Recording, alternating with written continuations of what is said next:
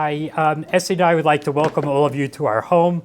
As we all know, we're in the period of Bein HaMetzarim, the period of communal mourning between Shavasar B'Tammuz and Tisha B'Av, that Chazal mandates that we view as Gader Mizeh v'Gader Mizeh, like walls closing in on us with no place to hide or no place to run. Picking up on this theme developed by Rav Moshe Shapiro, we're in this period of crisis because on Shavasar B'Tammuz, as a result of the Ched HaEgel and the breaking of the Luchos, we lost the Torah in a sense. The Torah we then received on Yom Kippur via the Luchos Shniyos were entirely different.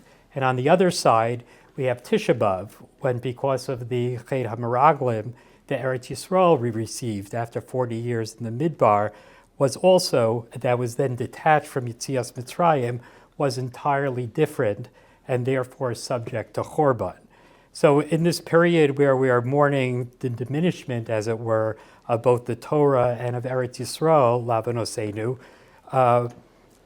it's now, and it's of course our goal to earn back these original luchos and the original concept of Eretz Yisrael. It is beyond meaningful that we're here tonight enhancing our commitment to Talmud Torah and to Eretz Yisrael by marking the completion of Masechta of Yerushalmi, which is kind of exactly Torah's Eretz Yisrael, and by hearing the Torah from a Adam Gadol from Eretz Yisrael, Rabbi Shalom Rosner, who'll be speaking about his wonderful father, Zecher Tzaddik Levracha.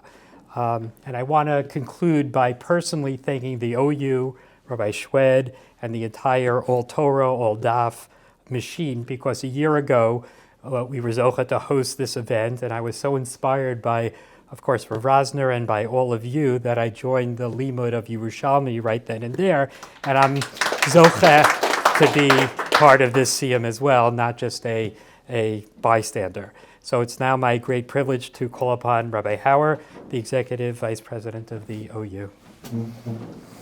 Thank you very much, Gracious Rabbi Rosner. I don't know how every time we come to events like this and places like this, and we hear like little things like that, like somebody said, because of this, now I'm making a siyum, like on Rav of Zroim, we're most of the way there, because of this little thing. It's an incredible, beautiful thing, and I can only imagine how you feel in a room full of Talmidim, some I overheard earlier Talmidim for decades, learning from you. Kadosh Baruch Hu should give you the koyach to continue to do so.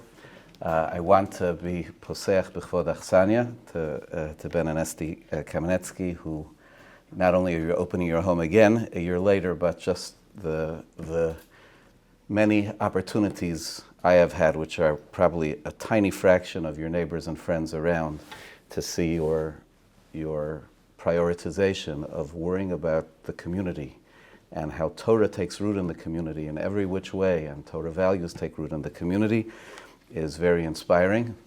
It could explain, rather than checking your mezuzahs, why Kanei Nahara, your children are all like out there being marbitz Torah, but don't worry, it's a good thing. It's a great thing. And Hashem should give you the ability to continue to be hosting and strengthening Torah in every possible way. Bershus Rabbi Schwed, whose wonderful leadership and innovative leadership, Bershus Rabbi Glasser,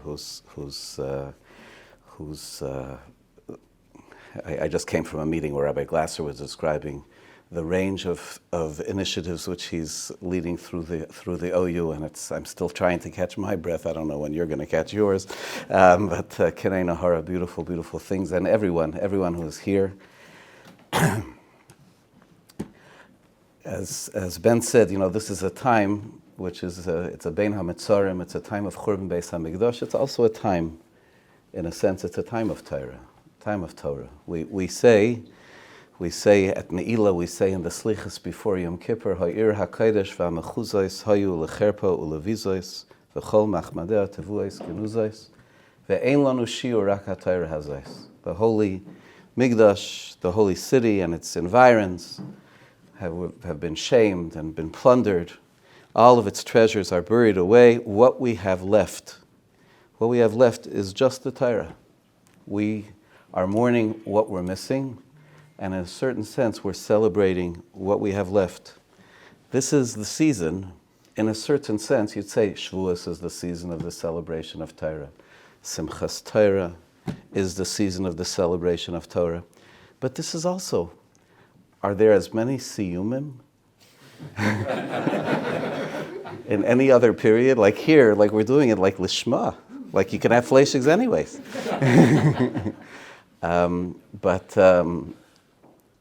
But it's really, it's one of those beautiful twists of the hashgacha, of the way things are, that we're able to celebrate Torah. And I'm sorry, I was looking for you. I want to give a special appreciation and welcome to Josh Goldberg and family.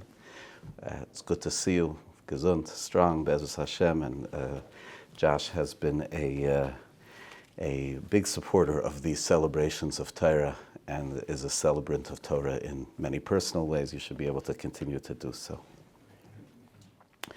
But it's an interesting thing. When we speak about the Beis HaMikdash, we speak about Binyan Beis HaMikdash. Binyan Beis HaMikdash is from the ground up. When we're building something, we start on the ground, we build a foundation. Like Chanukas Habayis LeDavid, David made the foundations of the Beis HaMikdash. And from there, it goes up. When we speak about Torah, we have an expression, and the expression is Harbotzas Torah. What is Harbotzas Torah? What's the meaning of the term Harbotzas Torah? To be marbitz, to be rovates, everyone knows, is to crouch, to lower oneself a little bit closer to the ground. When we speak about it in Hilchas Shabbos, right, it's literally to make the dust settle. A person has a home with a dirt floor, and we would probably relate to it as, the mound or the infield, where you have dust that makes up the floor, so it tends to kick up and to go up. And when you do revitza, what the Gemara calls revitza, Mishnah calls revitza, is to spray it a little bit and to make it that it goes down. Harbotzas Torah is to bring it down. Binyan Beis HaMikdash was on a mountain, the Har HaBayis, that we went from there and we built up. And Sinai, that other mountain, was a mountain where we didn't build anything up. It was a mountain where the Shechina came down upon the mountain. It came from above. And it settled. It settled, maybe Lamala Me'asara Tvachim, but it settled down, came closer to the world. And Harbotzas Torah, that act, that charge, is for us to do that, to bring the Shamayim down, to bring the Torah min HaShamayim, and to bring it down to earth. To bring it down to earth. The way we bring it down to earth. How do we bring it down to earth? What's Talmud Torah to bring it down to earth? So we all know that there are two components to Talmud Torah. There's a component of Talmud Torah which is very practical. Lilmod al menas la'asos. Many are familiar with the famous discussions about that in itself merits Birchas HaTorah. That in itself merits a mitzvah of Talmud Torah, even if there isn't a standalone mitzvah of Talmud Torah. But anybody who has the chiyuv, the obligation to perform a mitzvah, has to know how to perform the mitzvah. There's the Torah, which is, in that sense, brought down to earth to be able to apply it practically to the things which we do. And then there's learning, where it's not simply learning for the sake of doing. It's not learning Shulchan Aruch. It's not learning even perhaps sections of Torah, which at that moment might be particularly applicable for you. But it's the engagement of Limud HaTorah. It's the engagement to spend time and to invest in trying to integrate within ourselves, to whatever possible, to whatever extent possible, Das Hashem. HaKadosh Baruch Hu's mind, HaKadosh Baruch Hu's, God's values, God's word that He shares with us. Tonight is, any such gathering is a celebration. Like such a room filled with people, all students of Torah, students of a specific teacher of Torah, and just a sign of something which is, Baruch Hashem, which is filling the atmosphere of the Jewish community. The value of Talmud Torah keneged kulam, which in a certain sense means, the Rambam says Talmud Torah keneged kulam means because Talmud Torah leads to actions. It leads to the specific actions. But Talmud Torah keneged kulam, it's also because it's the holistic picture. It's not just the specifics of a particular action. It's the holistic picture of people just being engaged in trying to, again, so to speak, incorporate into themselves Hashem's mind and Hashem's values. And specifically tonight, this night is the Leil of the Shloshim for Dr. Fred Rosner, Rabbi Dr. Fred Rosner, who you said 60 books. So like any of us from a while ago, right, knew that there was such a thing that was coming on the scene called learning medical ethics, halachic medical ethics. And there was a name, there were a couple of names that were associated with that. Uberaysham, most prolific, was Dr. Fred Rosner. And it was a tremendous effort of Harbotzas Torah, of bringing Torah down to earth, Torah of practicality, Torah in dilemmas about how a person with values is supposed to live their lives. Questions of values which arose that the world had to grapple with. The world was forced to grapple with. And the opportunity which was taken with such strength by a physician to say, we can be mamash chachmaschem uvinaschem le'enei ha'amim. We can tell them how the Torah tells us to navigate these decisions, to make moral decisions, to look at these dilemmas, not in a ritual, it's really, that's the chachmaschem uvinaschem of which the Torah says, and that's one incredible Marbitz Torah. And that one incredible Marbitz Torah was Zocha tremendously to a son who teaches plenty of halacha l'maisa. But the reason why we're around this table, I think, is not because of halacha l'maisa. We're around this table because of the other kind of Harbotzas Torah, of the fact that he has been one of those who has made it that the Jewish community just wants to learn more Torah. They just want to know more of the Torah of Hashem Yisbarach. Even Meiser Sheni. Even Meiser Sheni. Yerushalmi. Right? Just anything. Anything.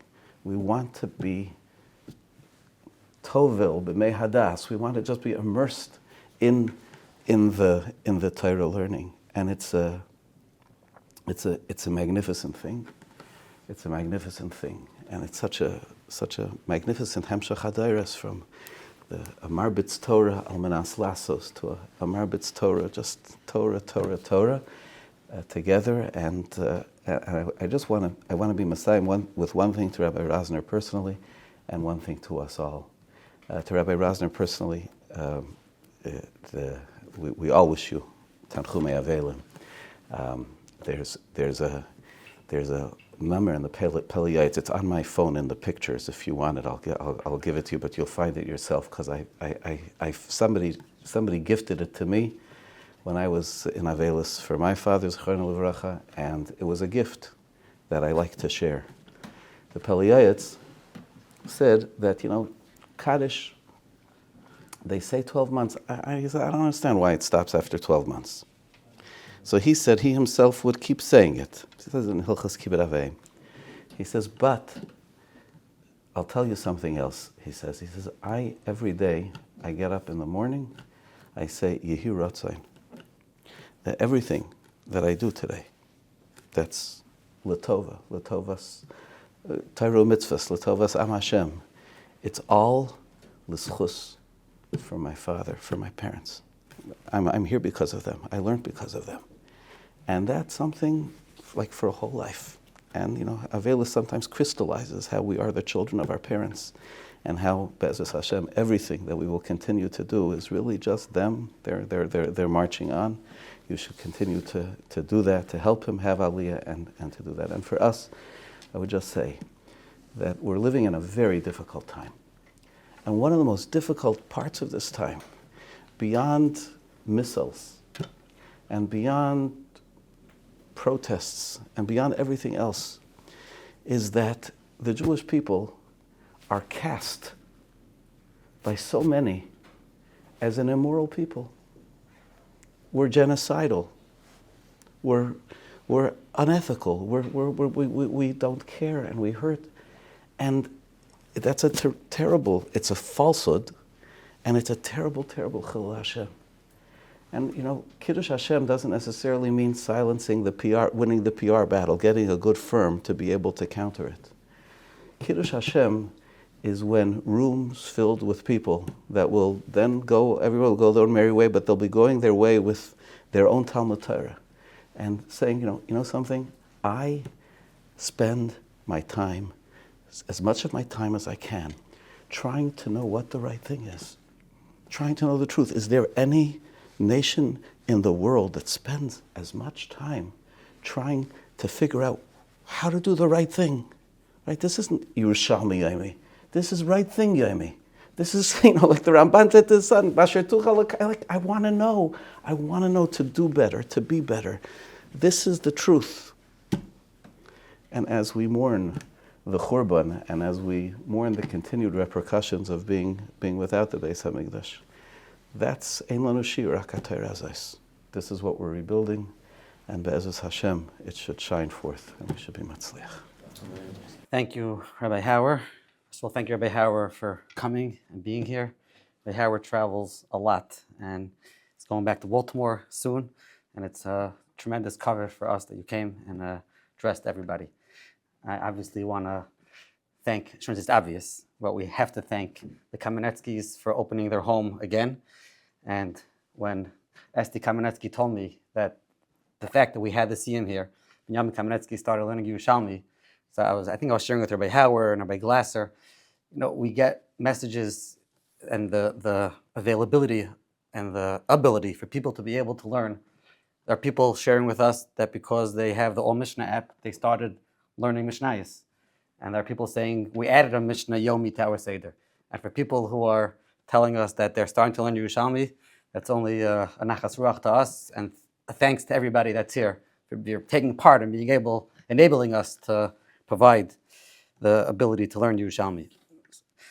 I just want to thank Rabbi Glasser for coming as well. We work together to be able to continue building out these programs. I obviously have to thank Asher Tesser, who works behind the scenes, and Elimelech Flam, who's here with the video, and Rena Hirsch, who spent the last 2 weeks working together. No, this wasn't her full-time job, but part of her job for the last 2 weeks was planning and making sure that everything worked out, and thank you very, very much.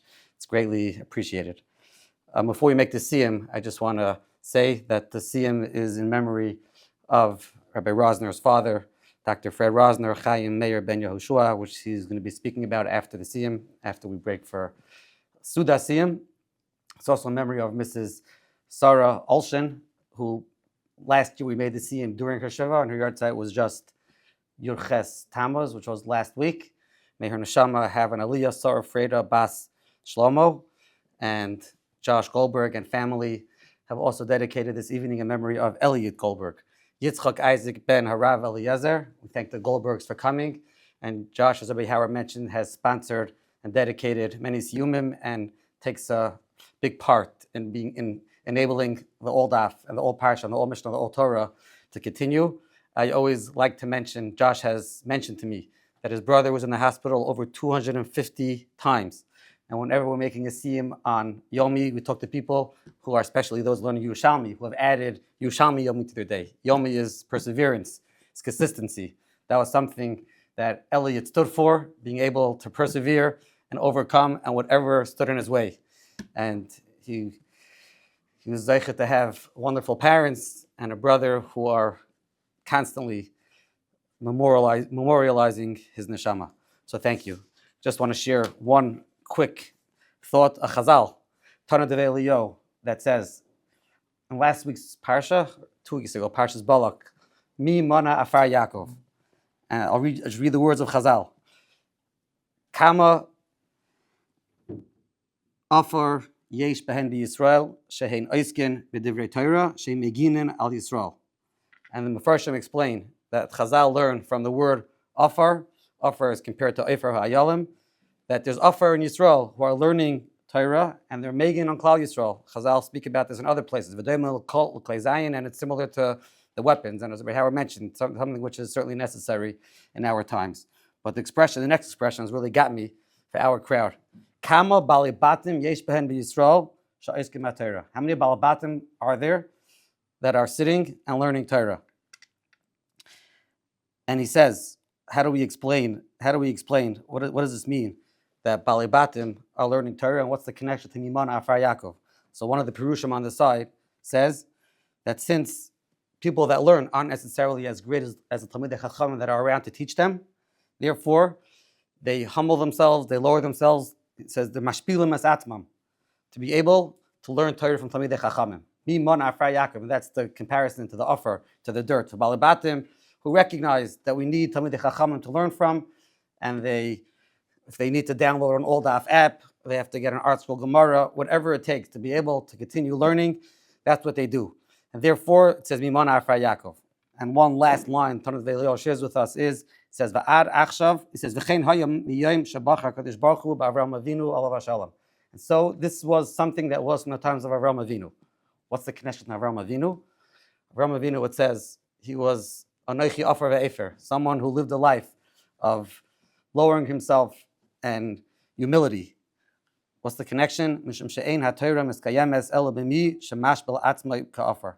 Chazal and Saita discuss on Daf Hey, in order for a person to be able to have a kiyum, the Torah should stay by him, he has to have humility. And when we talk about somebody like Rabbi Rosner,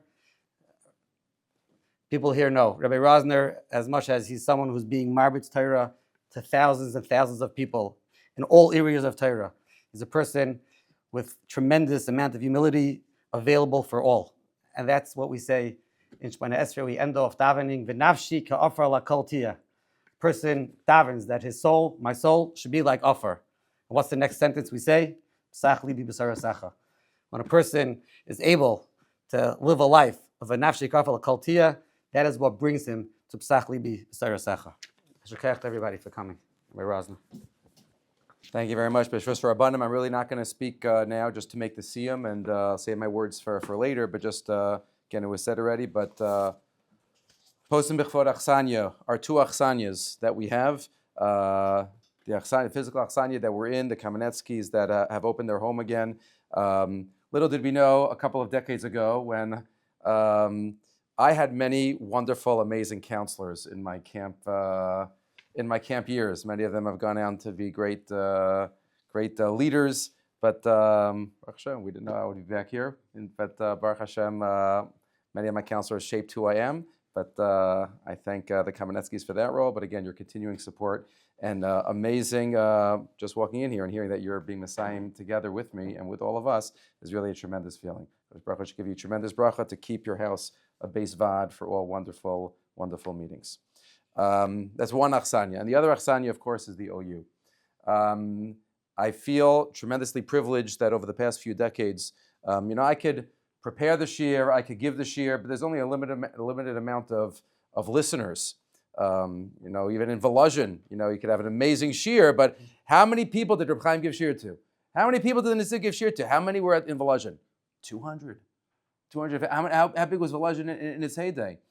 And the platform that the OU has allowed me and has allowed all of the wonderful Magidei Shiurim, the president, Rabbi Hauer, Rabbi Schwed, Rabbi Weil, who originally brought me in a couple of decades ago. But it's really been a tremendous humbling experience to recognize what the OU has done and how it has brought Torah to thousands of listeners. And it's really, it's a real zchus to be part of the team. We're celebrating tonight, and I just wanted to pick up one line from Maseches Ma'aser Sheni that, sometimes you learn Yerushalmi, sometimes before we started, whenever you didn't you knew there was a Chazal somewhere, but you didn't really know where it was. Oh, it's Yerushalmi. It's Yerushalmi in Menachos. There is no Yerushalmi Menachos. Right. But now, hopefully, in 5.5 years, we'll be able to say it's not a Yerushalmi. Right? It's a Zohar. Okay. But yeah, we'll get there. But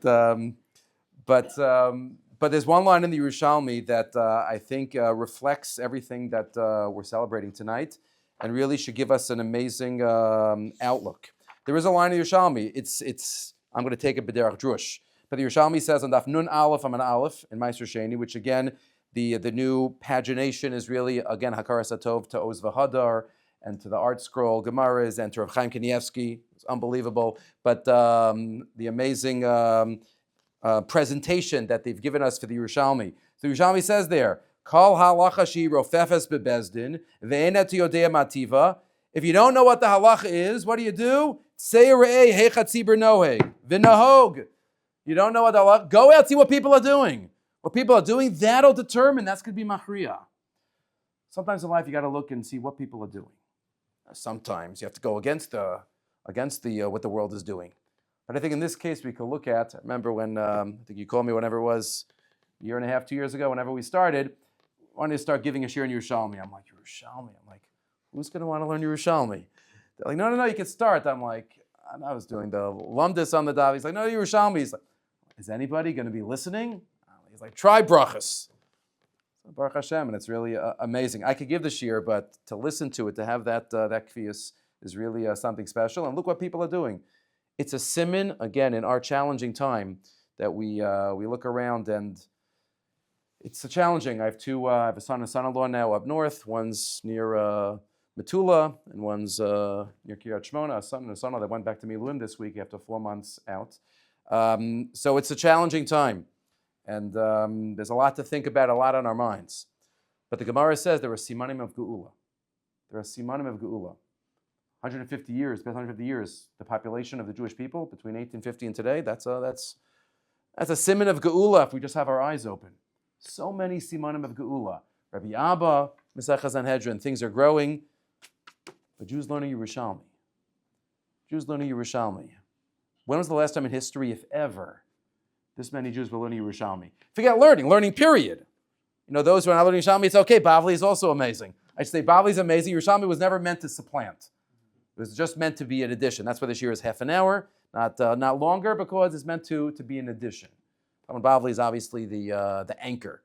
But Kol halacha shirofefes bebezdin. You don't learn something from Klal Yisrael, and that's something that we have to take also from the fact that we're part of this team. Part of this trend, B'ez Hashem, we should be zocha to be part of Klal Yisrael in many factors. But again, it's all, my preparing it is fine, but it's the listening. It's the listening and the learning together and the kfiyas and walking around with the green and not just the brown already. Oh, okay. So it's a really good to have both. But anyway, okay. So let's the line in the Yerushalmi Meister Sheni discusses. We'll just read the last line. The word demai, the last Mishnah spoke about, there were 5 takanas that Yochanan Kohen Gadol made. Machlokas, which Yochanan Kohen Gadol this was. But the last one had to do with demai. So the last line of the Gemara says, what does the word demai mean? What does the word demai mean? Rabbi Yossi b'shem Rabbi Yoel, Rabbi Chizki b'shem Rabbi Yehuda ben Pazi, demai, 2 girsos. Classic, right? What is demai? So the girsa that we have is dami tikain, demai lo tikain. And the Ras Sirlio says it's from the word dimyon. It appears to be fixed, it appears not to be fixed. You're not sure exactly what to do with this. That's why the demai. But the Marafulda has the girsa, the one that we're familiar with, damai, tikein lo tikein. This, what is it? Is it fixed? Is it not fixed? There was Truma Gedola taken off, but you don't know if the other hafarshas were taken off. So that's the demai. And then I just wanted to end off with also the second to last daf. I mentioned this in the daf yesterday, the Marafulda, who discusses how we, without getting into the context of the Gemara, he just says, "V'lo yivahel adam barayono al ha'ma'oros v'hamikrios hamischalfos ubos ala adam." Person to recognize and not to get too shaken up about things that happen to us that are totally b'das acherim. Shelo yizaf libo al shehu nitfas bahen kechol shar amada'ara. Because it seems like there's mikre a little bit. Rachmana litzlan. There's nothing mikre. Ki kol zehu b'li safek l'tovaso, l'zakoso la'olam shekulo tov. Uveprachu men agnus hagadol. He says to be tovei from HaKadosh. We're not tovei from HaKadosh Baruch Hu, but we recognize everything is latovatenu, both befrat and bechlal, personally, communally, and nationally. We know there's a plan. You know there's a divine plan. HaKadosh Baruch Hu is willing the world to its ultimate destiny. B'ez Hashem, we just got to hang on for the ride, and B'ez Hashem be able to bring HaKadosh Baruch Hu nachas as He brings us the ultimate geula. Hadron Allah Kerem Ravai, V'slik Allah Mesechas Ma'aser Sheni. Hadron Allah Mesechas Ma'aser Sheni, V'adron Chalan, Dayin Allah Mesechas Ma'aser Sheni, V'dat Chalan, Lo Nitzashim Minach Mesechas Ma'aser Sheni, Lo Tishni Minon Lo Bahamadin, V'lo Bahamad Asi. Hadron Allah Mesechas Ma'aser Sheni, V'adron Chalan, Dayin Allah Mesechas Ma'aser Sheni, V'dat Chalan, Lo Nitzashim Minach Mesechas Ma'aser Sheni, V'lo Tishni Minon Lo Bahamadin, V'lo Bahamad Asi. Hadron Allah Mesechas Ma'aser Sheni, V'adron Chalan, Dayin Allah Mesechas Ma'aser Sheni, V'dat Chalan, Lo Nitzashim Minach Mesechas Ma'aser Sheni, Lo Tishni Minon Lo Bahamadin, V'lo Bahamad Asi. Yiras Mafanecha and Elhein Levasin, Shetei Turaskum and Asin Balam Hazeh, Utei Yimanu L'Olam Haba. Chanina Bar Papa, Rami Bar Papa, Nachman Bar Papa, Achoy Bar Papa, Abamar Bar Papa, Rafim Bar Papa, Rachish Bar Papa, Surcha Bar Papa, Adar Bar Papa, Dor Bar Papa. Harav no other Elohim as Divis Raskal Befinu, Fios Amcha Beis Yisrael, V'nia Kulanu Anachnu, V'tzesoenu, V'tzesei Amcha Beis Yisrael, Kulanu Yodei Shemecha, V'lom Dei Sorasecha, Me'ovet HaChachmeni Mitzvasecha Ki L'Olam Hili, Hili B'Samam B'Chukecha L'man Lo Yevosh, L'Olam Eshkach B'Yokedecha Kivam Chi Yisani, Baruch Atah Adonai Lamdini Chukecha, Amin Amen Amen, Salav V'ed. Modim Anachnu L'Fanecha, Elohim Levasin, Shesantach Al-Kinem Yoshe Beis HaMedrash, V'Losantach Al-Kinem Yoshe Ikranas. Sh'anu Mashkim V'Hem Mashkim, Anu Mashkim L'Divrei Torah, V'Hem Mashkim L'Dvar Matelim, Anu Amin L'Hem Amelim, Anu Amin L'Hem Kalam L'Schar, V'Hem Amelim V'Inam Kalam L'Schar, Anu Ratzim V'Hem Ratzim, Anu Ratzim Chayim Abba, V'Hem Ratzim L'Ber Shachas, Shnemer V'Tol Hem Teredim L'Ber Shachas, Anshi Dom Mimra Lo Yechsu Yimem Ani Avtach Bach. Yiratzim Al-Fanecha and Eloheinu, Kashem Shaz Atonal L'Sayim B'Sechas Meister Sheni, Kain Tazreinu, Lahaskil M'Sechtus V'Svarim Achim L'Saymam, Bavli Yerushalmi, Lil Moda L'Lamed, Lish Revelasos L'Kaim, as called Divrei Salma to Resecha B'Yava, Uschos Kala Tanan V'Amoram V'Samidi Chacham Yamalonu L'Zarinu L'Tomash HaTorah Mipinu Mizarinu V'Zera Zarinu Adolam. This Kaim Banu B'Salecha Tadchei Osach B'Shach B'Chat Tishmar Lecha V'Kisos Hiti Sichecha Kivir Yobecha V'Yasiv L'Chosh Noschaim Orach Yamim V'Yimna B'Smolo Shor V'Chavod Anayos Lamo Yitena Anay V'Arech Hasam Shalom. Skadavi Skadash Meraba Biyamad Du Asilas Chadas Olachi Mesai Lasaka Yasan Chaya Oma Ulmivna Karta de Yerushalayim Ulashachlala Hechla Begava Ulmekar Polchana Nechra Min Aro Ulasava Polchana Dishmai Laasre V'Yam Lakucha Brichu B'Machuzevi Karei V'Chay Chon V'Yamechon V'Chay Dechol Beis Yisrael B'Agalav Izman Karivim Ramein Yeh Shmei Rabba Mivarach Li'olam Li'omei Amalya Yisbarach V'Yishtamach V'Yisbar V'Yisama V'Yisnasei V'Yishadar V'Yisalev V'Yishalal Shmei Dekudasha Brichu Li'ela Mikar B'Chasav V'Shira Sadash B'Chasav V'Nechem Asad Amaram B'Yama V'Imramein Ayisrael Rabbanan Val Tamidin L'Kal Tamidei Samidin L'Kal Man Da'askem V'Yaraisa Div Asar Adain V'Div V'Chol Asar V'Asar Yehei L'Hor L'Chon Shlam B'Rabba China V'Chizah V'Rachmin V'Chayin Arichin V'Zon Rivichei V'Verkana Mekadam Avuhon Div Shmaya V'Yara V'Imramein Yehei Shlam Rabba Min Shemaya V'Chayim Tovim Aleinu L'Kal Yisrael V'Imramein Oseh Shalom B'Ramav V'Yaseh Shalom Aleinu V'Yakal Yisrael V'Imramein Mazel Tov, Mazel Tov, Mazel Tov, Mazel Tov. So everybody please, it's food time. And then my father was always very makbid. It's time to eat, and then Vayavo Avraham lispod l'sara v'liv kosa. Avram teaches us, the Torah teaches us, there's time for Bechi and there's time for Hesped. And though Hesped took place also 30 days ago, my father's Levaya, Shloshim gives us a little distance to evaluate, to put into perspective, to call some eternal lessons to take with us. Now, Kibbut Avayim is one of the most basic mitzvos. There are more chairs. People, nobody has to stand. Just take some chairs back. Kibbut Avayim is one of the most basic mitzvos, one of the Yesodos of Yadus. It is the transitionary dibur. We've spoken about this on the Luchos, right? So Kibbut Avayim is down at number 5. It's the transitionary dibur, which has both elements. This mitzvah applies both mechayim of the parent and la'achar misa. Different themes, different halachos. So I stand here today on my father's shloshim at a transitionary point between these poles, faintly holding on, maybe not so faintly, trying to hold on to the Kibbut Avayim mechayim, but preparing myself for what's ahead, Kibbut Avayim la'achar misa. I just take comfort in the fact that my parents couldn't be separate from each other. So I had 11 months between my cottages, between finishing for my mother and starting with my father, but they're together. My father taught me a medrash that he mentioned at my uncle's Levaya. We'll get back to him a little bit later. The pasuk says in Koheles, Tov Yom Hamaves Miyom Hivaldo. Greater is the day of death than the day of birth.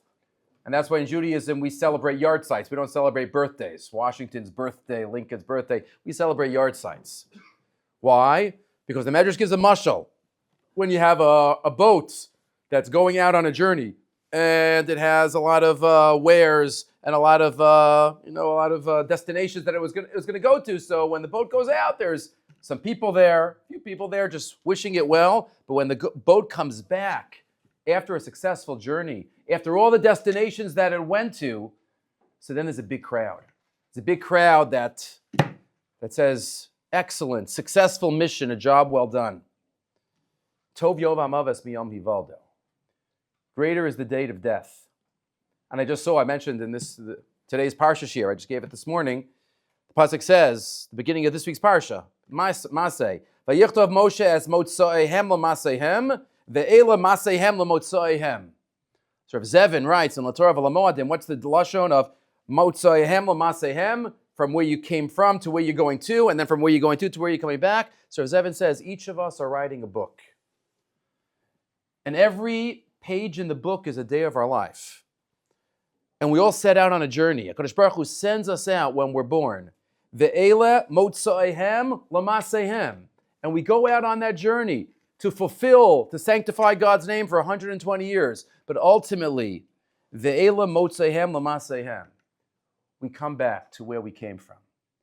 We come back to be with HaKadosh Baruch Hu once again after the time that we have in this world.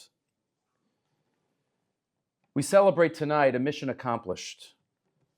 60 plus books, svarim, hundreds of articles, putting Jewish medical ethics on the map, being a walking Kiddush Hashem for the entire world. Thousands of lectures and shiurim, numerous cycles of daf yomi as long as I can remember, Shnayim Mikra every Friday night, using a bencher whenever he benched, and Kriya Shema Lamita, would never say it by heart, and would say it. And would always use a bencher. I remember the one he had right by his desk. I grew up, Rosner? Oh, Dr. Rosner? I said, yeah, the Dr. Rosner? It was always a couple of steps. I grew up in my father's shadow. And I wore that, and I wear that badge with pride. But all this takes added significance. Everything that my father accomplished takes added significance based on the Tov Yom HaMaves Miyom Hivaldo.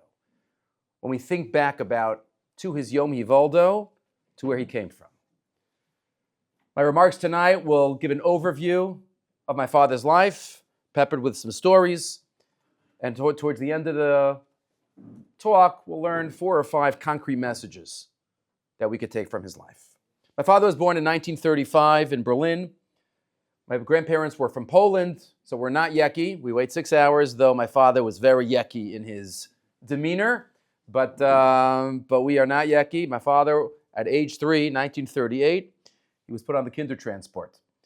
And with his brother and his sister, my father was 3. My aunt, I forgot exactly how old, my uncle was 10. He was 7 years older than my father. And they ended up in an orphanage in northern England for most of the war. And that's where they spent the war. My grandparents survived, unlike almost the entire family. The entire family was wiped out in Auschwitz. They were each one of 7 and 10, like 17 siblings. That's just like one generation up. But the only ones that survived were my grandparents, who never, or heard recently that my grandmother spoke to about it with somebody, but my grandparents, that I remember them, they never spoke about it. They never spoke about the war. They never spoke about how they survived. We know little tidbits about being hidden in families and jumping out of the top of the barn, but we don't know. But they ended up in Belgium after the war. But part of the miracle of my father's survival has to do with one brother. My grandparents and one brother of my grandfather survived. They ended up in Belgium after the war, in Brussels. And nobody knew who was alive. Nobody knew. My grandparents made it to Brussels. They came in contact with my aunt, who went to Holland. But my father and my uncle were in an orphanage. There were 2 frum English soldiers that ate over at my grandparents' house for Shabbos. And they recognized the name Rosner. They said, Rosner, there's a man, an older man in not so old, but a man in London that davens with us in shul. His name is Rosner, and he goes to visit two of his nephews somewhere up north at an orphanage every couple of weeks. And they did the research, and they realized that these were their children. that they survived. So this was 1945. They sent word, the Red Cross. So my uncle was 17. He came back right away. My father, Kedarka Bakodesh, he wanted to finish the school year. So at 10 years old, I don't know where that came from, but so he stayed for the next couple of months until June 1945.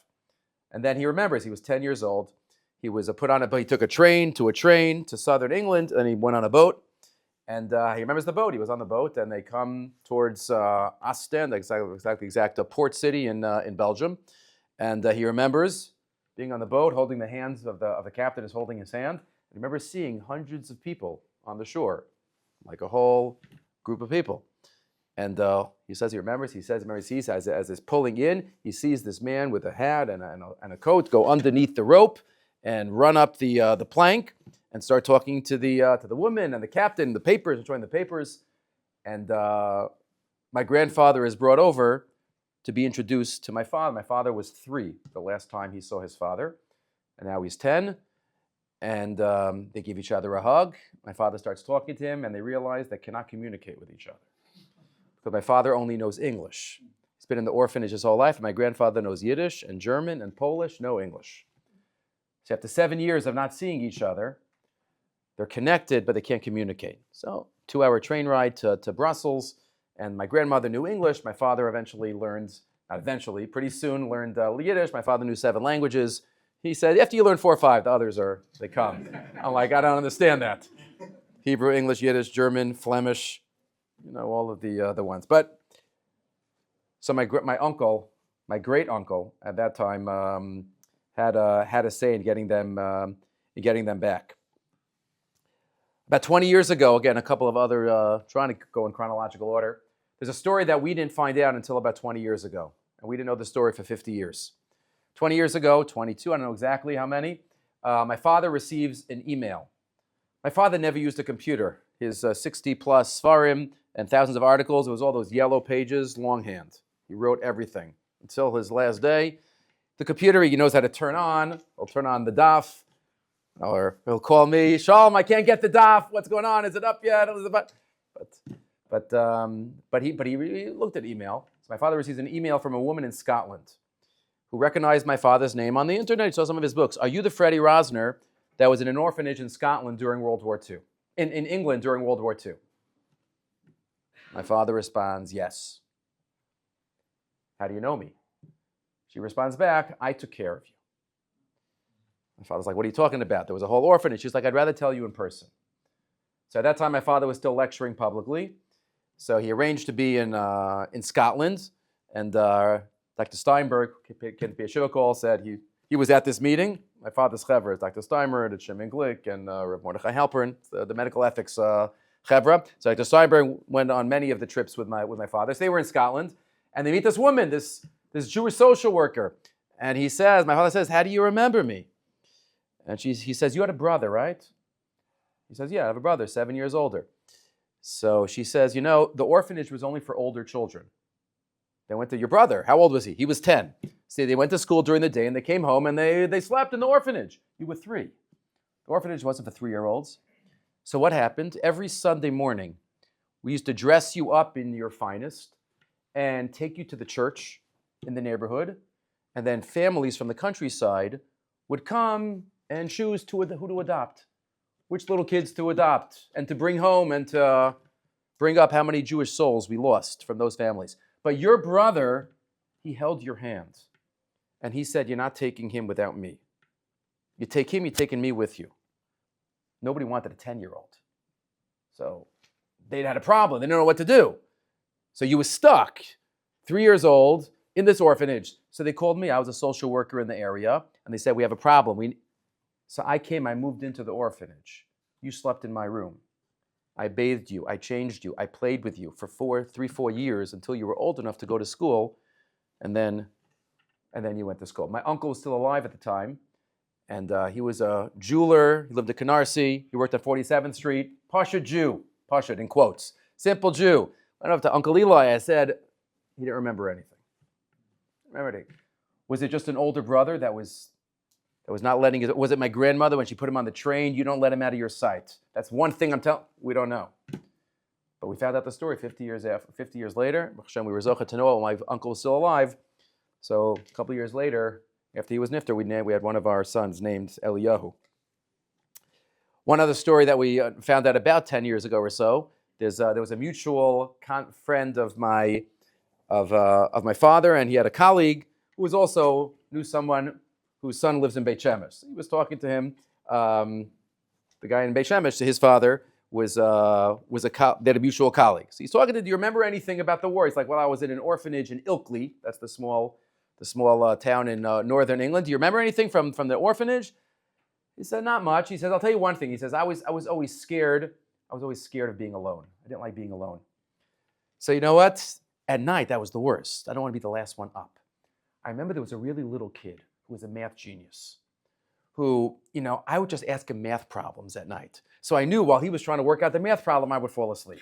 Says I knew. That's why it comforted me. So I have no idea where he is today. His name was Freddie Rosner. Maybe he's a math professor somewhere getting the Nobel Prize. He's like, actually, his son lives a few blocks away, and he's in Yerushalayim.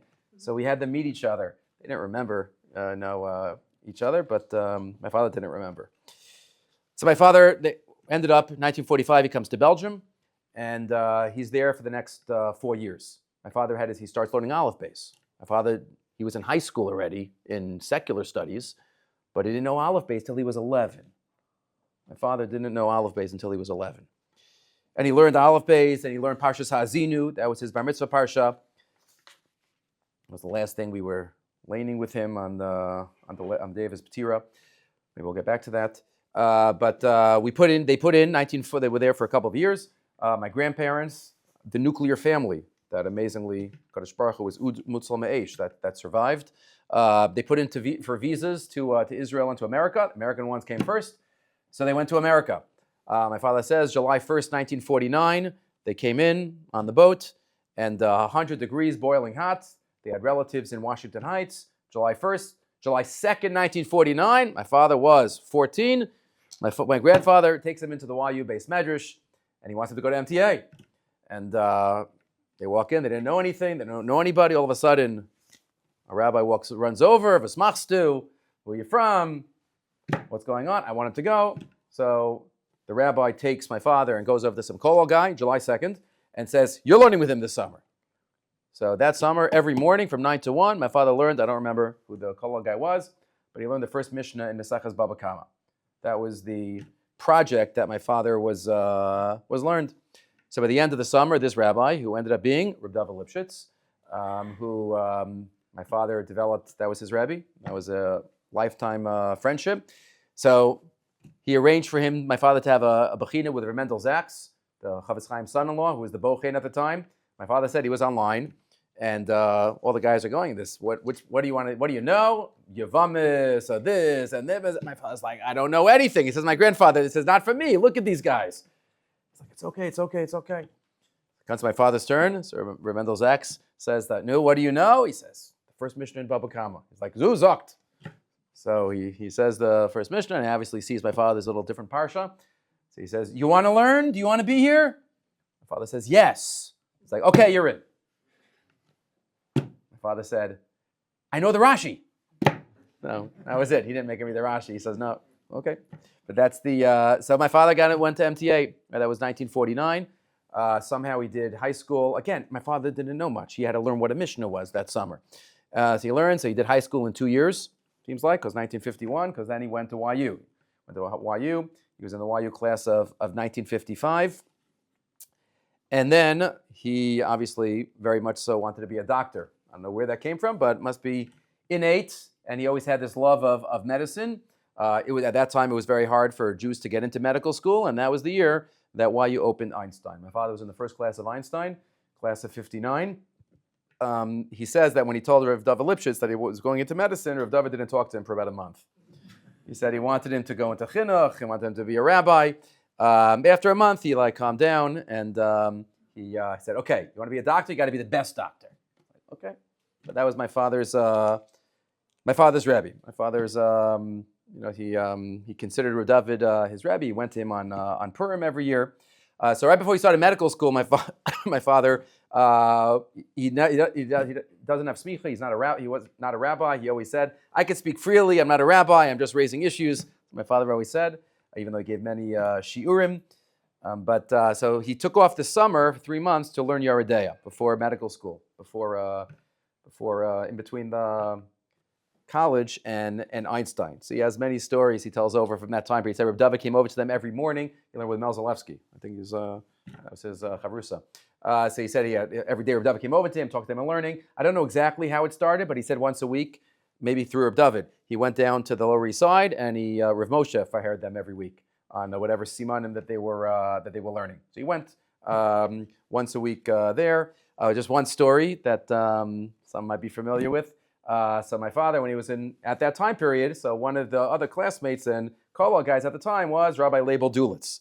I had Rabbi Dulitz for English in MTA, and he goes back many years with my father.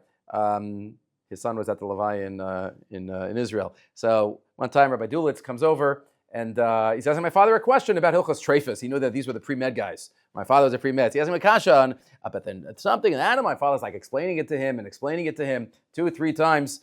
So my father said, I don't know. I did the best I can. I don't have a cow here. I don't know. I just did the best I can. The next morning, if you know Rabbi Dulitz, the next morning into the Beis Medrash, a brown paper bag dripping red.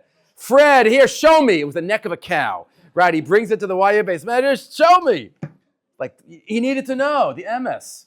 Unbelievable. My father said over that story, and Rabbi Dulitz's son confirms, but that was one of the stories in YU. My parents got married. My father graduated Einstein 1959. An amazing marriage. 63 years they were married. Reb David Lipschitz was meshadech them. My mother grew up on the Lower East Side, American. My grandfather was the Rav of the Bialystoker, the Lower East Side, Rabbi Yaskolsky, and my great-grandfather before him, 2 rabbis Yaskolsky. So Reb David knew Rabbi Yaskolsky and Rav Moshe, so it was a chevret, but they helped set up my father with another, one of my father's friends also. So Rav Moshe was my parents' Masada Kedushin. They say the story is that Rav Moshe and Rav Aaron Cutler never went to the same wedding. This is the way it goes. Because who wouldn't be Masada Kedushin?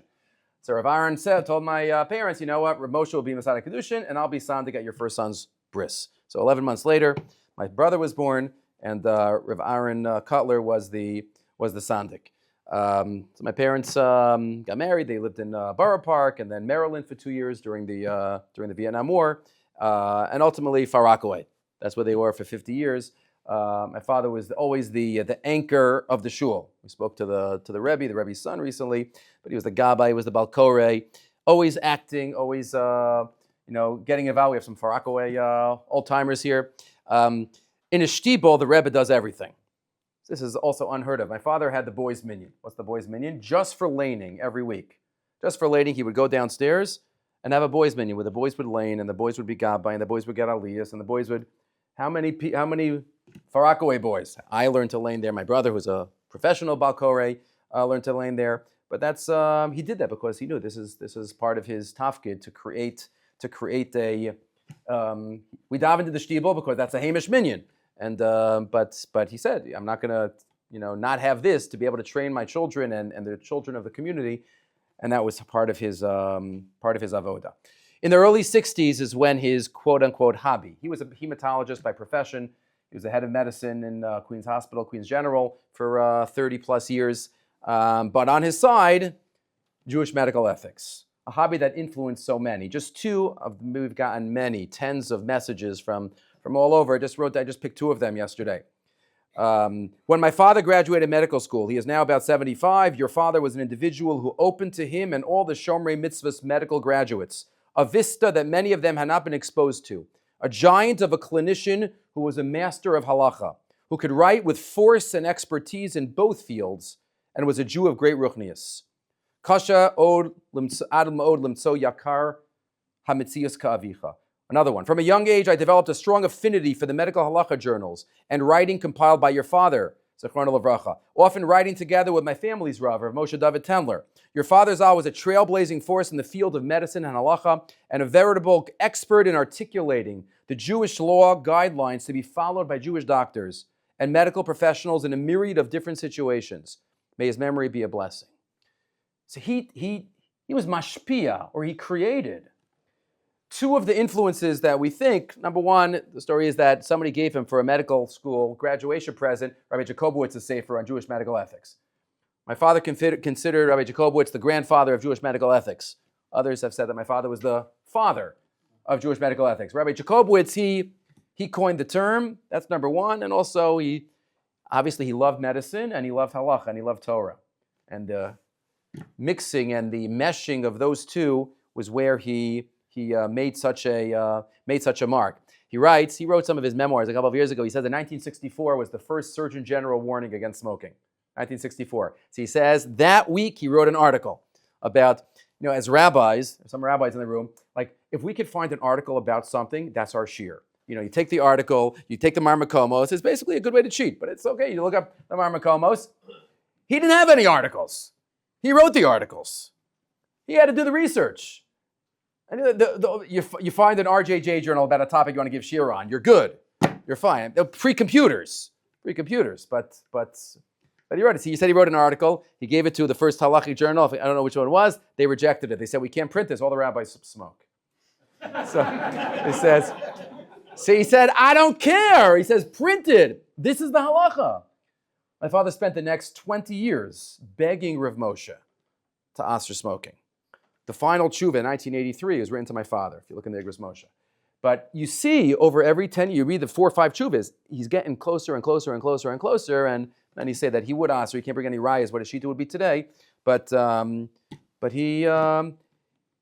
he had unbelievable accomplishments in this area. Half his books are on Jewish medical ethics, half his books are about the Rambam, his love. The last few decades, the Encyclopedia of Jewish Medical Ethics was one of his magnum opuses, the translation, but it's not a translation of Rabbi Steinberg's encyclopedia.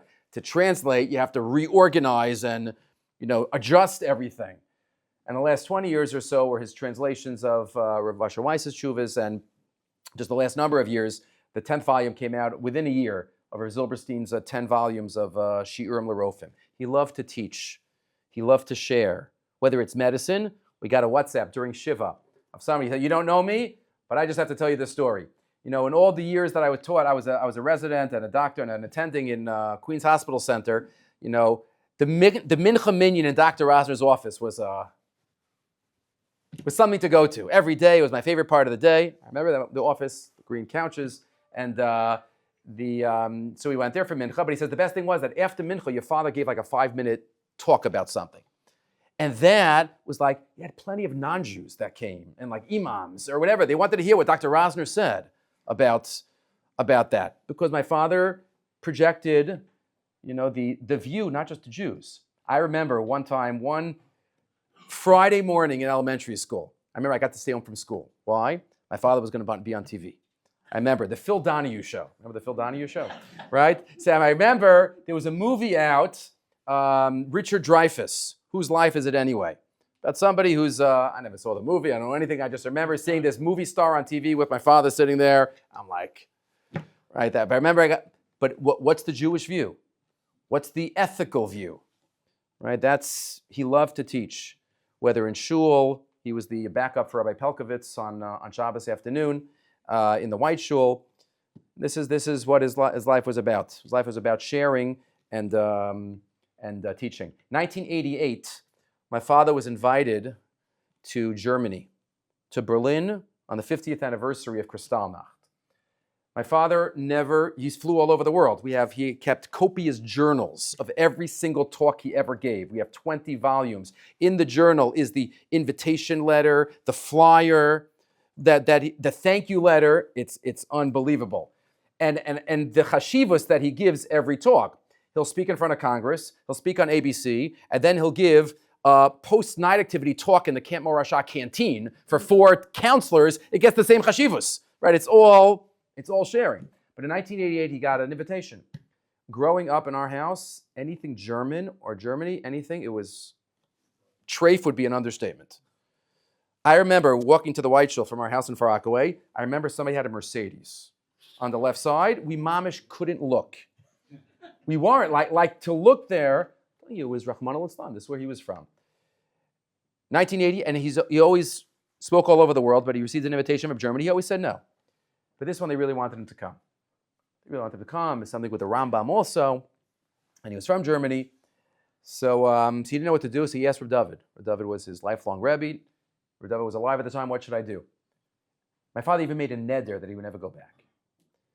So Reb David says to spread Torah, you could be matir neder, but you have to ask your father. My grandfather was still alive at the time. So he asked my grandfather, and he didn't know what he was going to say. He says, if you could go to Kever Avos. What's Kever Avos? On Kristallnacht, my great-grandfather had a stroke. After what he witnessed, he is my father's father's father-in-law, my father's mother's father. And he had a stroke and he died a few days later. He's the only relative that has a kever. So my grandfather said, if you could go to Kever Avos. That kever is in East Berlin, right at the time, right when the wall was up. So he didn't know. So he sent messages. Would he be able to go? They got permission. They'll be able to go. My father was like, okay. So he was matir neder, and he went. Rabbi Steinberg, Dr. Steinberg, who was at the Shiva house, he says he went with my father. My father did not leave the hotel room except twice. So they're not walking on soil. He says twice. Once to go to the kever and once to give his talk. So he says the kever, Dr. Steinberg said, he says we were at the wall. We were there for about two hours. They took off our glasses. They were like looking for contraband in the metal. They said it was crazy until they let him through. They finally let him through. We have pictures, mamish like you would have imagined. A blizzard, snow, you can't find anything. But they found the kever. They found the kever of my great-grandfather. My father was there. And then he gave one talk there. And this talk was titled, we have a copy of the talk, Why I Returned to Berlin 50 years after I promised never to go back. That was the title of the talk. I just remember one thing. We were looking at it during Shiva. One thing he says, JFK was here 30 years ago, and he said, Ich bin ein Berliner. He had no right to say that. I was born here. I could say that. I can explain to you why I returned 50 years later. Some of the stories. Baruch Hashem, my parents were zocha to make Aliyah about 9 years ago. Their children pre-Aliyah them. As long as my father was working part-time, it was important for him to stay, but Hurricane Sandy and stopped working, so my brother-in-law and I, went and brought them on their Aliyah trip. 5 messages, quick, short messages that we could spend more time, but 5 messages. Number 1 is time. My father didn't waste a second. He didn't waste a second. And he, every moment was accounted for. I never saw him chilling, as it was said, just hanging out. He didn't do that. Right? There was a cartoon on his desk with a guy lying on a couch and a psychiatrist. But doctor, relaxing makes me tense. Right? But he never wasted a minute. Everything was part of his avoda. But he swam and he jogged. My friend just told me, I remember him jogging down Reed's Lane. Everything was part of the schedule. I thought it was a kiyum, because 2 nights ago, I took my boys that I have in America right now to the Mets, to the Met game. My father took me to 2 Met games every year before the season, which days we're going to go. So I I took a picture of my siblings. It's a kiyum for daddy. They won. It was good. But that was also part of the schedule. Part of the schedule was learning and teaching. There was no wasting. Rav Zevin, we mentioned him before. Rav Zevin has an unbelievable vart on Parshas Emor, where he says that everything in life, those who listen to the Shiurim probably have heard much of what I say, everything in life has a certain time that it exists. People exist for a certain amount of time. A tree exists for a certain amount of time. Everything exists. Is this shtender going to be here in 1,000 years? It'll probably disintegrate. I don't know, something with the atmosphere. I don't know. Everything has a certain amount of time. It can be very long, it can be short. Everything in life has a certain amount of time except for one thing, and that's time itself. Time has no time. The second that the moment is here, it's gone. Time has no time. And yet, ironically, says Rav Zevin, the only thing that we could take with us for eternity is our time. If we fill our moments with Torah and mitzvos and chesed and giving, those days come with us forever. V'Avram Zakein, ba bayamim. He came with all his days. My father took all his days with him. My father stands in Shamayim with all of his days. Every moment. We davened in a shtibel growing up, as I mentioned. My father moved to Far Rockaway, so 1965, the day my sister was born. So there were 4 shuls, I think, 3.5, right? There was the White Shul, and there was the Sharei Tefillah, by Wurzburger, the Rebbe's, the Solitzer, Rabbi Rubin. And they said the Young Israel was just starting at the time. My father liked the Hamish davening. That's where he davened in the shtibel in Washington Heights. He liked it. So we davened at the Rebbe's. At night, we davened at the White Shul because of Zmanim. He wouldn't miss the Zman. He wouldn't daven after us. He davened there. So when Shachar Shabbos morning, 9 o'clock, brachas, 9:15 Hodu. They think, okay, 1 day a week. My father had a chavrusa, 7 a.m. every Shabbos morning. Those are some of my earliest memories, waking up to hear him learning with his chavrusa. Some of my earliest memories. His chavrusa had a very deep voice. Dr. Aaron Twersky was a law professor on Hofstra. So he learned, I remember waking up to some of those sounds. 7 a.m. Shabbos. What? You daven at a shtibel, so you're gonna sleep till 9. Using time. Using time was. I thought it was a kiyum that my father would appreciate. I remember the last day I was in camp, Monday. I was in camp. I got the call that I should fly back to Israel on Monday morning. Monday morning, I wake up. I knew it was I was going to go back later, but Monday morning, my siblings called and said, "You should go back. You should come back." So Monday morning, so I got on the flight, the 1:15 from Newark. I'm get there. I'm okay. So I had about an hour in camp. I had prepared the daf for that day the night before, so I really wanted to give it. I'm let's give it. It was too crazy. I had to get the passports and get ready. So I didn't give the daf in camp. Okay. So I flew back. We landed. My brother and I landed on Tuesday morning, and my father was semi-stable, but we got there early in the morning, 6 o'clock in the morning. So the whole day we were with him in the hospital. So the afternoon time, and we didn't know how long, but I'm I have this daf. I'm not going to be able to give it for a week. I know my father would want me to. So first I was sitting in the hospital. He wasn't. We didn't know how much. I'm sure inside he heard everything, but he wasn't communicative at that time. So I was learning. My brother and I were learning the daf with him. I said, I told my brother, I said, do you know anybody in the hospital? I need a room. I'm I can't give the daf in the ICU. So he's I know somebody in the genetics lab. So he called somebody in genetics lab. He's oh, genetics, what, for what? Your brother? Oh, I listened to some of his shiurim. So anyway, they got me a room on the 5th floor. So I went to my father. I said, Daddy, I said, I know you want me to give the daf. I said, you don't waste a second. I'm trying. I'm just going to go give the daf. I have my phone. I'm going to give the daf. So I went down to the 5th floor in the genetics lab. The guy gave me a room and a table. I got my computers out. I got the Gemara out. Gave the daf. Uploaded it.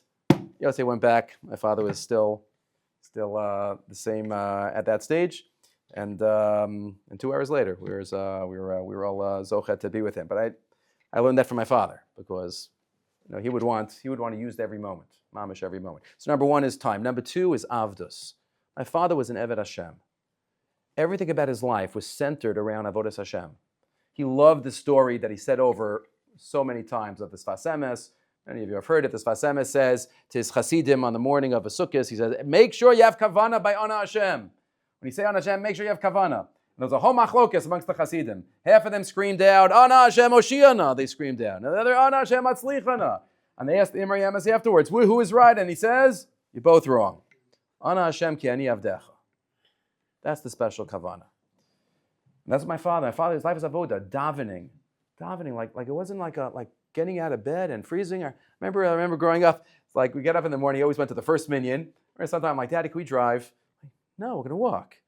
It's what? No, we're walking, let's go. I'm come on, it's so early and dark outside. No, davening, benching, brachas. Wouldn't put anything into his mouth without a bracha. What bracha do you make on this?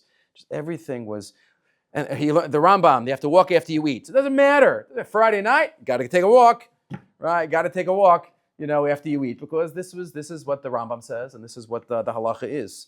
Right? I want to be your Eved.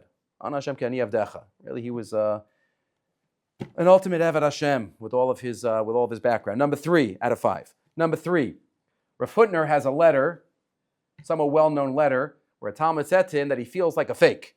Right? He's one person here and he's one person there, at work, at home, what the Talmud called a double life. And Rav Hutner answers, no, it's not a double life, it's a broad life. a broad life, meaning you're the same person in all the different areas. My father had a very broad life, but he was the same person everywhere. The same person who could speak internationally in front of thousands of Jews and non-Jews, and give the rabbi shiur in shul, and be the father who takes me to a Met game and learns with me on Friday night, and being a doctor, right? Many people at the Shiva said, forget medical ethics, he was amazing, but medical, we called him with our medical shilas, the unbelievable medical genius that he was, and how he thought of different elements. He was the head of the New York State Ethics Committee, which has nothing to do with Judaism, but he was same unassuming attitude, humble, not taking, always saying that I'm just speaking freely. I'm not a rabbi. I said that often, but making Kiddush Hashem in all areas of his life. So using every moment, being an Eved Hashem, being the same person in every venue that he found himself for adaptation. He adapted to every situation that HaKadosh Baruch Hu threw his way. Being in an orphanage, not knowing his parents. Somebody asked me at the Shiva, did your father ever express anything about being put on the kinder transport? I'm like, no, not. This is his matzav, and this is what he does. What's my next step? What's my next step forward? Orphanage. He had a major heart attack in the early 1990s. He had a stroke in the 2001. He couldn't do his own research anymore. Okay, what can I do? What are my abilities? The Rav Steinberg was after he had his stroke, or after the heart attack. The Rav Zilberstein, the 10 volumes, he just translate. I can't do my own research now, so I'll translate. I still have that skill and that ability. Came out within the year. He adapted. He adapted. After my mother was niftarah 2 years ago, her yahrzeit's next week, right? New reality. My father was always the one that was ill. We got a helper for my father, an aide, before my mother got sick. So it's just, but my father said, okay, what do I have a new sidekick. What could I do now? What could I accomplish now? And that's what he did. Sameach b'chelko. Not just about assets, but sameach b'chelko, about whatever situation he is in life. Right? Hashem gives us a chelek and he makes the most of it. Makes the most of it. Moshe Rabbeinu also didn't have such a childhood. He grew up in the house of Paro, run around, but you make the most of everything HaKadosh Baruch Hu gives you. And number 5, final point. Hayom katzar v'malacha meruba. He had an inner drive that never stopped. He never, I said at the Levaya, he never had menucha. From a very young age, he was driven. What's my next project? What's my next book? Rabbeinu Yonah writes on Pirkei Avos, on that Mishnah, life is like a shopping spree. It's like, whatever gold you pick up in the next 24 hours is yours. You want to take a nap? That's your choice. We have a 120-year shopping spree. Obviously, we have to be normal. My parents always wanted me to be normal. They said, the Rosh Shiva, Rav Shalom, Rav Yaakovson came out of the Shiva. She's like, your mother met me before Shana Bet, and she said, Rabbi, he wants to come Shana Bet, and he wants to learn. He's like, but we want him to be normal. We want him to remain shalom. And Rav Yaakovson said, I hope that we helped, succeeded, and so you don't want me to do too much this way, too much that way. But there was a drive. There was a drive he had. The last few months of my father's life, after he finished the final Rav Zilberstein, so we're looking at more projects to, what can we do? So he's translating in Asya, to get him excited about something. So I said, Daddy, I'll be translating one of my svarim. He's like, wow, great. So I remember a few months ago, so I went to sit down, I got him set up in his apartment in Yerushalayim. So I set up with the Sefer and his notebook and his cup of pens and his dictionary. This was his life.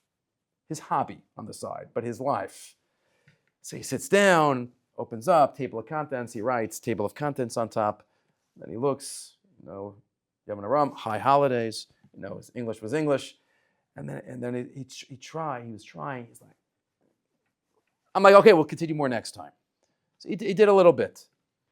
And we tried, I was there once or twice over the last couple of months, trying, because translating was hard. It takes the vision and the concentration, and he could still listen to the dafim and listen to the parsha shir and listen to the navi, like this, whatever. It doesn't matter if it's last week's parsha or whatever it is. My parents were my biggest fans. My mother used to call up, the Torah tidbits that come. So my mother would call up on Thursday. Shalom, guess who's on the cover? I said, Rav Judah Michel. He's like, no. Page 26 is a great page. They were my biggest fans. But again, everything came from them. But anyway, so I set this up for my father, and we tried. But it was hard towards the end. And so after the Patira that day, so I went back to my father's apartment to pick something up before I went home. I walked into the apartment, and I see on the dining room table, I see my sefer open to the first page, and I see the notebook and the pen, and I see the cup of pens. I see the dictionary. I said to HaKadosh Baruch Hu, I said, my father tried to the last minute. My father tried. This is a testament. Right? Until he had no koach, he tried, and he was driven. And it was a life of avdus, and it was a life of sameach bechelko. And everything that he accomplished was not knowing Aleph Beis until he was 11 years old.